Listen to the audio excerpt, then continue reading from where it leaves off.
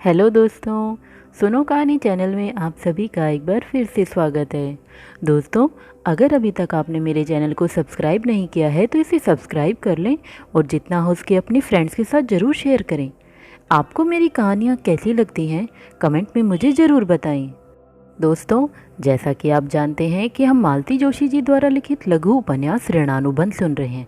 उसके हम 2 भाग पहले सुन चुके हैं। आज हम इसका तीसरा भाग सुनेंगे और आज ही कहानी भी ख़त्म हो जाएगी। अगर आपने इसके पहले वाले दोनों भाग नहीं सुने हैं तो आप पहले चैनल पर जाकर इसके दोनों भाग सुने, इसके बाद आप आज वाला भाग सुने। इससे आपको ये कहानी सही से समझ आएगी और आप इसे एंजॉय कर सकेंगे। तो चलिए शुरू करते हैं आज की कहानी। अपने दुख को उसी तरह मन में छिपाए वह वापस लौट आई। बच्चे अपने घर में आकर किलक उठे और तब अम्मा को लगा कि वे उनके साथ कितना बड़ा अन्याय करने जा रही थी। नए सिरे से उन्होंने अपने को गृहस्थी की गाड़ी में जोत लिया। घर वही था, सारी सुख सुविधाएं भी वही थी। हाँ, सास का अभाव कभी कभी बहुत खलता था और इधर मंदा भी नहीं आ रही थी। उन्होंने 2-4 बार मित्रानी जी से कहा भी, काकी माँ, मंदा से बताया या नहीं कि हम आ गए हैं। मिसरानी रोज आश्वासन देती और रोज ही भूल जाती। हार कर अम्मा ने ही पूछना छोड़ दिया। फिर एक दिन रात में 11 बजे बूढ़ी मिसरानी बदहवास सी दौड़ती हुई आई और रोते हुए उनके पांव पकड़ लिए। मेरी बिटिया को बचा लो बहू रानी, लड़के उसके प्राण ले लेंगे। क्या हुआ? अम्मा ने घबराकर पूछा। मिसरानी ने जो बताया उसे सुनकर अम्मा का कलेजा कांप गया। मंदा के पेट में किसी का पाप पल रहा था। वह चुपके चुपके कई दिनों से दवाइयां खा रही थी पर कोई असर नहीं हुआ। पता नहीं कैसे उसकी बड़ी भाभी को पता चल गया। उसने पति के कान में बात डाल दी और अब लगता है दोनों भाई मिलकर उसे मार ही डालेंगे। उस आदमी से तो पूछो वह क्या कहता है, अम्मा ने कहा। अम्मा एक आदर्श विवाह कराने का श्रेय लेने के लिए कटिबद्ध थी। किससे पूछे बहू रानी, बिटिया तो कहीं गई ही नहीं कभी। 8 प्रहर तो हमारे साथ ही रही है, कभी घर पर भी अकेला नहीं छोड़ा। कोठी पर भी हमारे साथ ही रही है हमेशा। कोठी का नाम अम्मा को किसी चाबुक की तरह लगा। अंदर तक कांप गई वह। सोते हुए बच्चों को चौकीदार के हवाले किया और पर्दे को ताक में रखकर वह मिसरानी के साथ चल पड़ी। अधमरी मंदा को तांगे में डालकर घर ले आई। उनके ओजस्वी रूप के सामने सारा घर सहमा सा खड़ा रहा। किसी के मुंह से बात भी न निकली। पापा उन दिनों किसी केस के लिए लखनऊ गए हुए थे। अम्मा ने दूसरे दिन मुंशी को बुलाकर उनके होटल का पता लिया और तीसरे दिन बच्चों और मंदा को लेकर सीधे लखनऊ पहुंची। पता नहीं उस समय मुझ में कहाँ से इतनी शक्ति आ गई थी। अम्मा बोली, इनके नाराज होने का भी तब डर नहीं रहा। ये तो हमें देखकर हक्का बक्का रह गए। मैंने 2 टूक शब्दों में सारी बात समझा दी तो उन्हें भागने की भी राह नहीं मिली। बोले, यहाँ 20 लोग मुझे जानने वाले हैं, यहाँ तमाशा करने की ज़रूरत नहीं है। फिर हम लोग दिल्ली आ गए। 2-3 प्राइवेट डिस्पेंसरीज के दरवाजे खटखटाए पर सब जगह एक ही उत्तर मिला, बहुत देर हो चुकी है, गर्भपात तो अब संभव नहीं है। परेशानी के उस माहौल में आशा की एक किरण दिखाई दे गई थी। एक नर्सिंग होम में आश्वासन मिला कि अनचाहा बच्चा वहाँ छोड़ा जा सकता है, उसकी व्यवस्था वहाँ हो जाएगी, अर्थात फीस उसकी भी होगी। हार कर वहीं एक होटल में डेरा डाल देना पड़ा। बच्चे की प्रतीक्षा करने के सिवाय कोई चारा नहीं था। मेरा आदर्शवाद का भूत बुरी तरह उतर चुका था और अपने ही में मैं बेतरह उलझ गई थी। एक एक दिन काटना दूभर हो गया था। इनकी झुंझलाहट मुझ पर उतरती सो अलग। गोरखपुर में तो ये आते जाते ही रहे। मेरी बीमारी का बहाना बनाकर एक बार मिसरानी को भी साथ ले आए। भाइयों से प्रताड़ित असहाय मंदा के लिए ममता से वेहल हो जाने वाली मिसरानी होटल के गुदगुदे बिस्तर पर लेटी। गर्भभार से शिथिल मंदा को देखकर शेरनी की तरह बेफर उठे और बाही तबाही बकने लगे। सब तरह से प्रलोभनों के बावजूद वह अपनी कलंकनी बिटिया के पास ठहरने को राजी नहीं हुई और उसने दूसरे ही दिन वापस जाने की मांग की। हम लोग वहाँ किसी प्रकार का हंगामा नहीं चाहते थे, इसलिए दूसरे ही दिन उसे वापस भेज दिया गया। जाते हुए वह हमसे कह गई थी, उसके लिए मंदा मर गई है। अब हम लोग चाहे उसे कुएं में ढकेल दें चाहे तालाब में। मिसरानी खूब जानती थी कि हम लोग ऐसा कुछ नहीं करेंगे, इसलिए निश्चिंत होकर अपने घर लौट गई। हम लोग चाहते तो नारी निकेतन या महिला सेवा सदन जैसी संस्थाओं से संपर्क साध सकते थे, पर नए सिरे से कोई प्रस्ताव रखने का मुझ में साहस नहीं था। इनसे बात करते भी डर लगने लगा था। नियत समय पर केवल ऑपरेशन से ही मंदा को मुक्त किया जा सका। 36 घंटों तक वह जीवन और मृत्यु के बीच झूलती रही। बच्चा इतना कमज़ोर था जैसे सूखी हड्डियों पर झुलसा हुआ चमड़ा लपेट दिया हो। आधे घंटे तक तो वह रोया भी नहीं, और हम लोग खुश हो गए थे कि चलो मंदा के कष्टों का और हमारी समस्याओं का अंत आ गया है। परंतु ईश्वर तो जैसे परीक्षा ले रहे थे। दूसरी सुबह को बच्चा एकदम नॉर्मल था और मंदा तेज बुखार में तप रही थी। पिछले दिनों गुमसुम बनी रहने वाली मंदा बुखार की बेहोशी में अनर्गल बके जा रही थी। बार बार वह चीखती, खबरदार जो मेरे प्रदीप को हाथ लगाया, गला दबा दूंगी। और ऐसा कहते हुए उसकी आकृति सचमुच भयानक हो जाती। डॉक्टर और नर्सों के लिए उसे संभालना कठिन हो रहा था। पेट में ताज़ा घाव था, टाँके टूटने का डर था। 2 बार सुई मांस को नोचती हुई बाहर आ गई थी। उसे सुलाने की हर संभव कोशिश की जा रही थी और हर बार वह प्रदीप प्रदीप कहकर चीख पड़ती थी। बाहर बरामदे में एक स्टूल पर मैं बैठी हुई थी। उसकी चीखें मुझ तक आ रही थी और मेरा मन कांप कांप जाता था। पता नहीं कब उसने अपने बच्चे का नामकरण कर लिया था। प्रवीण, प्रतिमा, प्रसाद और अब प्रदीप। तो क्या इन्हीं नामों के साथ, इन्हीं बच्चों के साथ अपने बच्चे को जोड़ने का सपन उसने देखा था? उसका यह सपन क्या मैं निर्ममता से छीन पाऊंगी? उसकी अंतरात्मा से निकली शपवाणी क्या मेरे सुख सौभाग्य को राख नहीं कर देगी? अब क्या होगा डॉक्टर? मैंने कातर होकर पूछा। मेरी राय तो यह है मैडम कि बच्चे को अभी माँ के पास ही रहने दें। 7-8 दिन से ज़्यादा वह जिएगा नहीं। इतनी उटपटांग दवाइयाँ खाई हैं उसने और अब उसका परिणाम बच्चा भुगत रहा है। 5-6 दिन तक की तो बात है। क्यों पाप मोल लेती हैं आप? ज़बरदस्ती करने पर शायद माँ के दिमाग पर बुरा असर पड़े। डॉक्टर की बात मानने के अतिरिक्त कोई चारा भी नहीं था। वैसे भी वे शायद जान गई थी कि इस बच्चे की व्यवस्था करना बड़ा कठिन होगा, इसलिए कतरा रही थी। पूरे 35 दिन अस्पताल में रहकर जब मंदा बाहर निकली तो उससे ठीक से खड़ा भी नहीं हुआ जा रहा था। 1 महीना और वहाँ रहकर हम लोग भोपाल इनकी मौसी के पास आ गए। प्रदीप को लेकर गोरखपुर लौटने का इन्हें साहस नहीं हुआ और इसके लिए ये आज तक मुझे क्षमा नहीं कर सके। मौसी जी ने बहुत स्नेह से मेरा स्वागत किया। दिन भर मुझे कोसती कि चौथा बच्चा अगर आ भी गया था तो उसमें घबराने की क्या बात थी? क्या घर में दाल रोटी का अकाल था? सास के मरते ही इतनी आज़ाद हो गई? वह दिन भर मुझे सुनाती रहती, पर प्रदीप के लिए उन्होंने कोई कोर कसर नहीं उठा रखी। डॉक्टर, वैद्य, हकीम सबके पास उसे लेकर गई। जिसने जो दवा बताई खुद बनाकर उसे पिलाती, खुद अपने हाथों मालिश करती।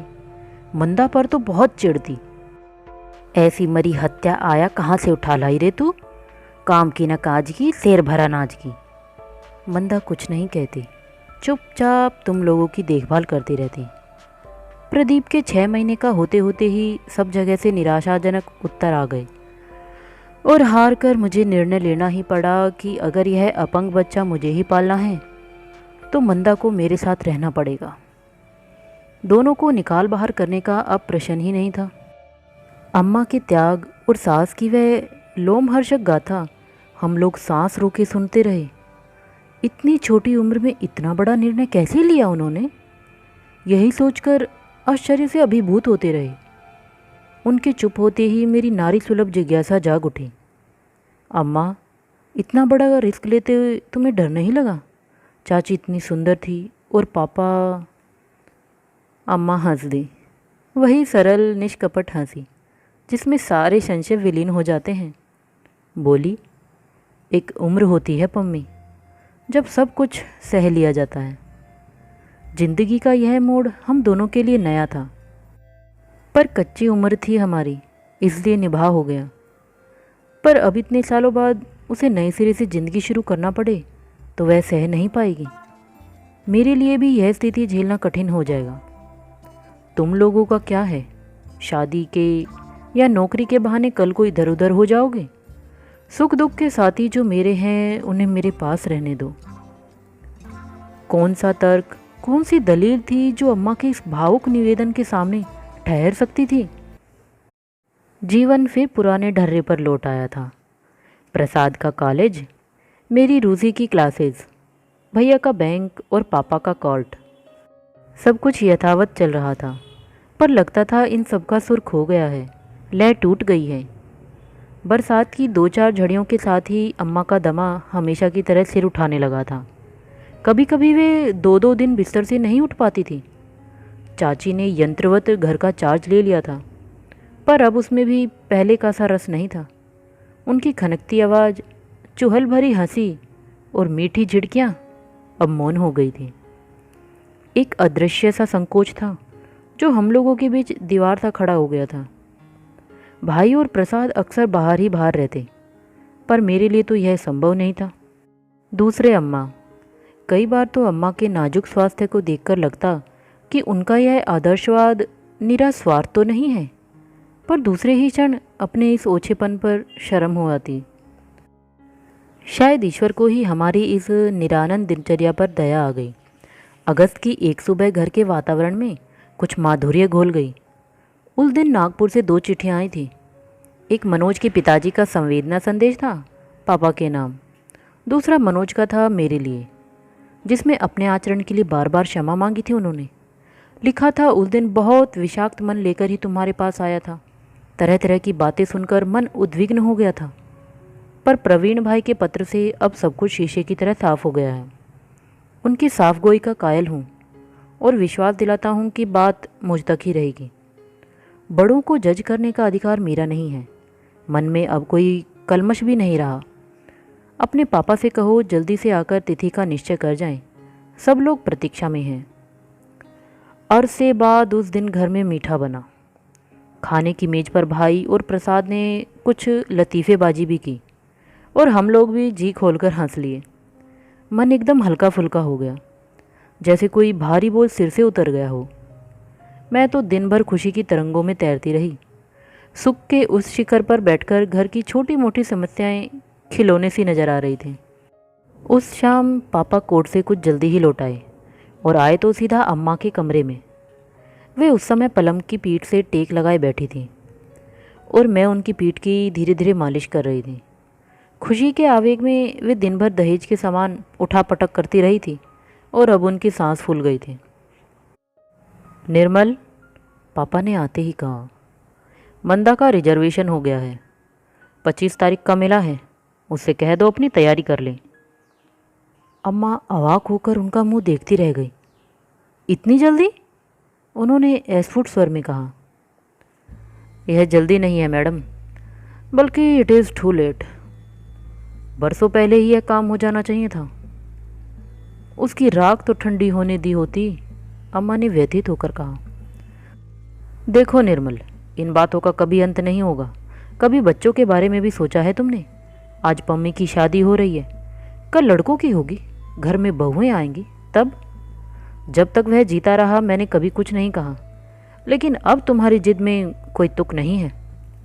जो जी में आए कीजिए, मुझे बख्शिए बस, अम्मा ने कहा और दीवार की ओर मुंह करके लेट गई। ठीक है, मैं ही कह दूंगा। पम्मी, जाकर कहो मैंने बुलाया है, पापा ने आदेश दिया। उन्होंने जानबूझकर चाची या मंदा कुछ भी नहीं कहा। हम लोगों के सामने बड़े कॉन्शियस हो जाते थे वे। यह अप्रिय कर्तव्य करने के लिए मुझे उठना ही पड़ा। चाची कमरे में नहीं थी, हॉल या आंगन में भी नहीं थी। दुछत्ती की बरसाती में उन्हें खोजने जा ही रही थी कि जयपुरी जतले के मीठे धूधू स्वर ने मुझे उनका पता दे दिया। रसोई से लगे हुए स्टोर रूम में पहुंचकर देखा, पसीने से लथपथ चाची शक्कर पीस रही है। मुझे देखते ही हाथ रोक कर बोली, पम्मी, आज शाम मेरे साथ संकट मोचन चलेगी? किस लिए? मैंने रुखाई से पूछा। प्रसाद चढ़ाना है, आज मंगल है ना। किस खुशी में प्रसाद चढ़ाया जा रहा है? मैंने व्यंग्य किया। उस दिन तू अकेली लड़ झगड़ कर लौट आई थी ना। उस दिन मैंने भगवान जी से विनती की थी कि हे बाबा जी सब ठीक से निभा देना, 1.25 किलो के लड्डू चढ़ाऊंगी। उन्होंने हाँफते हुए कहा। बेचारे देर सवेर सुन ही लेते हैं। देख आज मंगलवार है, आज ही मनोज की चिट्ठी आई है। चाची का यह सरल विश्वास हम लोगों के लिए मजाक का विषय था। उनके संकट मोचन हमारे लिए परिहास की वस्तु थे। फिर चाची के विश्वास की रक्षा के लिए परीक्षा की विकट घड़ियों में, बीमारी के कठिन दिनों में वे दौड़े चले आते थे। ऐसे असंख्य प्रसंगों की स्मृतियाँ मन को मथ गई। बड़ी मुश्किल से इतना कह पाई मैं, आपको पापा बुला रहे हैं। मेरे संदेश की अपेक्षा मेरा स्वर ही उन्हें व्याकुल कर गया। शंकाकुल स्वर में बोली, मुझे बुला रहे हैं? क्यों? आप ही चलकर पूछ लीजिए। पल भर पहले प्रसन्नता से उद्भासित उनका चेहरा उदासी की परतों में ढक गया। हथेलियों से घुटनों को सहारा देकर बड़ी कठिनाई से उठ खड़ी हुई। तब मैंने लक्ष्य किया कि चाची पहले से आधी भी नहीं रही। उनके जाने के बाद मैंने पापा के लिए चाय बनाई, ट्रे लगाई और सहमे कदमों से ऑफिस रूम की राह ली। पापा की दबंग आवाज़ बाहर तक आ रही थी। मैंने गजाधर को लिख दिया है, ऊपर के 3 कमरे तुम्हारे लिए साफ करके रखेगा वह। एक मेहरी का इंतजाम भी करने को लिखा है, बाकी सारा काम गजाधर देख ही लेगा। 5,000 मैंने तुम्हारे नाम जमा करवा दिए हैं, वे वहाँ ट्रांसफ़र हो जाएंगे। प्रसाद साथ जा रहा है, सब व्यवस्था करके ही लौटेगा। साल 6 महीने में कोई ना कोई आकर देख ही जाएगा। पापा कुछ देर रुके, शायद चाची की प्रतिक्रिया जानना चाहते थे, पर मुझे उनकी आवाज़ सुनाई नहीं दी। कुछ क्षण बाद उन्हें ही बाहर निकलते देखा। वे जैसे नींद में चल रही थी।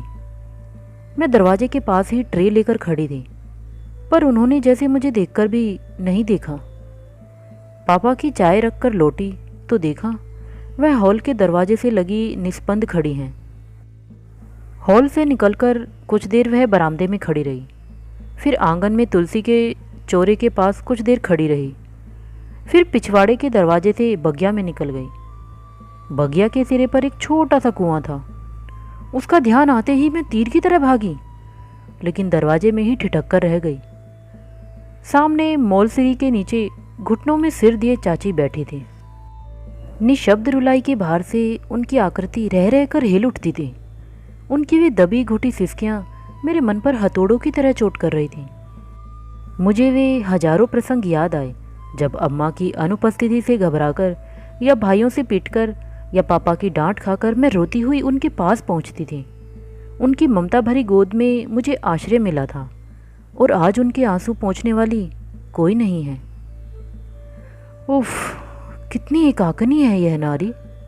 भाई, पिता, पति, पुत्र, इतने बड़े संसार में कोई भी तो नहीं है इसका। अकेलेपन का यह भयानक एहसास क्या इसे खा नहीं जाएगा? मैं दौड़ी हुई अम्मा के कमरे में गई और हाँफते हुए कहा, अम्मा चाची को देखो तो। क्या हुआ? अम्मा एकदम घबरा उठी। बगिया में बैठी रो रही हैं, मैंने कहा। मेरा अपना गला भी भर आया था। रो रही है? अम्मा ने हड़बड़ाकर कहा और लड़खड़ाते कदमों से चल पड़ी। मेरा ख्याल था वे बगिया की ओर जाएंगी, पर वे सीधे ऑफिस रूम में पहुंची। मंत्रमुग्ध सी मैं भी पीछे पीछे चल दी। कमरे के भीतर जाने का साहस मुझ में नहीं था, पर सुनने का मोह भी संवरण न कर सकी। बरामदे में पक्षकारों के लिए बिछी हुई बेंच पर ही मैं बैठ गई। मंदा की टिकट कहाँ है? अम्मा ने छूटते ही पूछा। क्यों, अब ऐसी क्या ज़रूरत आ गई? अभी तो तुम्हारे पास बात करने की भी फुर्सत नहीं थी। टिकट दीजिए, अम्मा ने पापा का व्यंग्य अनसुना करके कहा। उनकी आवाज़ में किसी टिकट चेकर का सा ही रोब था। दराज खोलने की आवाज़ आई और दूसरे ही क्षण पापा चीख पड़े, पागल हो गई हो क्या? टिकट क्यों फाड़ दिए तुमने? जानती हो फर्स्ट क्लास के टिकट थे दोनों। इतनी आसानी से आप उसे घर से नहीं निकाल सकते, अम्मा ने शांत किंतु दृढ़ स्वर में कहा। निकाल कौन रहा है? तुम क्या समझती हो दया धर्म का सारा ठेका तुम्ही ने ले रखा है और सब लोग विवेक शून्य हैं? उसे कहीं भेज भी रहा हूँ तो पूरी व्यवस्था के साथ ही भेज रहा हूँ, समझी? जब उसकी यहाँ रहने की इच्छा ही नहीं है तो ज़बरदस्ती रोकने से फ़ायदा? किसने कहा कि उसकी इच्छा नहीं है? उसी ने कहा है, और बड़े कड़े शब्दों में कहा है। इतनी जल्दी भूल गई तुम? दुख में, गुस्से में कई बार मनुष्य कुछ भी अनकही कह जाता है, उस पर क्या कोई ध्यान देता है? मैंने भी कई बार घर छोड़ना चाहा है, बहुत कड़वे शब्दों में अपनी इच्छा व्यक्त की है, पर मेरा टिकट तो कभी नहीं लाए आप। तुम तो पागल हो गई हो। तुम्हारा और उसका अधिकार क्या एक ही है? दोनों में क्या कुछ अंतर नहीं है? यही तो पूछ रही हूँ कि क्या अंतर है। बच्चे अगर ऐसा कहते हैं तो उन्हें क्षमा किया जा सकता है, लेकिन आप तो न कहिए। बताइए, ऐसा कौन सा कष्ट है जो उसने आपके लिए, आपके घर के लिए, आपके बच्चों के लिए नहीं उठाया है? दुर्भाग्य उसे हमारे बीच फेंक गया था, पर अपना सारा दुख पीकर वह अच्छे बुरे सभी क्षण में छाया सी मेरे साथ बनी रही। इतना कहते कहते अम्मा बुरी तरह हाँफ गई थी। बताइए, ऐसा कौन सा सुख मैंने आपको दिया है जो उसने नहीं दिया? फिर भी उसे दूध की मक्खी की तरह निकाल कर फेंक देंगे? उसके बाद कमरा नीरवता में डूब गया। केवल दीवार की घड़ी की टिक टिक भर सुनाई देती रही। मैंने धीरे से झांक कर देखा। पापा की बड़ी सी मेज पर निढाल होकर अम्मा ने अपना सिर डाल दिया है। पापा दोनों हथेलियों पर चेहरा थाम एकटक उन्हें देखे जा रहे हैं। पता नहीं वह मेरी साड़ी की सरसराहट थी या चूड़ियों की खनक। पापा ने मेरी चोरी पकड़ ली। आवाज़ देकर बोले, पम्मी, जरा अपनी अम्मा को सहारा तो दो, बिस्तर पर लेट जाए जाकर। चलो अम्मा, मैंने धीरे से उनका कंधा छूकर कहा। उन्होंने सिर उठाकर देखा, एक बार मेरी ओर, फिर पापा की ओर, फिर धीरे से कुर्सी पीछे खिसकाकर उठ खड़ी हुई। मैंने उन्हें थामना चाहा, पर उन्होंने इशारे से मना कर दिया। दरवाजे तक गई, फिर पलटकर खड़ी हो गई। पापा की ओर सीधे देखते हुए बोली, देखिए, मैंने आपके बहुत अत्याचार सहे हैं, लेकिन यह नहीं सहूँगी, कहे देती हूँ। फिर पलटकर अपनी उसी डगमग चाल से कमरे की ओर चली गई। बाहर चढ़ती भादों का आकाश खूब घेराया था। लगता था किसी भी क्षण बरस जाएगा। तो दोस्तों, इसी के साथ ये कहानी यहीं ख़त्म होती है। आपको ये कैसी लगी मुझे कमेंट में ज़रूर बताएं। और दोस्तों, आप वीडियो को शेयर नहीं करते हैं, प्लीज़ आपसे ये रिक्वेस्ट है कि जितना हो सके वीडियो को शेयर ज़रूर करें। तो चलिए फिर मिलते हैं एक नई वीडियो में एक नई कहानी के साथ। तब तक के लिए गुड बाय।